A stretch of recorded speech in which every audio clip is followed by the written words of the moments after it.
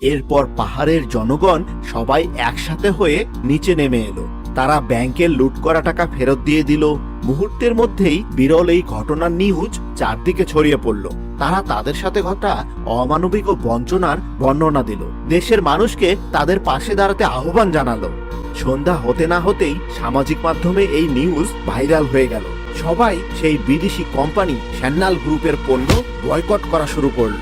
এভাবে 1 মাস 2 মাস যেতে না যেতেই তৃতীয় মাসে এসেই সেই হাতির মতো বিশাল বিদেশি কোম্পানির দশা নেংটি দূরের মতো হয়ে গেল। স্যান্নাল গ্রুপের মতো আরো বড় বড় যারা কোম্পানি ছিল তারাও বুঝে গেল যুগ পাল্টে গেছে। সাধারণ জনগণের বিরুদ্ধে কিছু করলে এখন তারা নীরব বিপ্লব ঘটিয়ে দিবে। তাই সবাই তারা সতর্ক হয়ে গেল। পাহাড়ের উপর পানি বাঁধ দেওয়ার সেই অবৈধ প্রজেক্ট বন্ধ করলো। তারা তাদের ন্যায্য অধিকার ফিরে পেল। পাহাড় ও সমতলের সবাই আবার মিলেমিশে সুখে শান্তিতে বাস করতে থাকলো।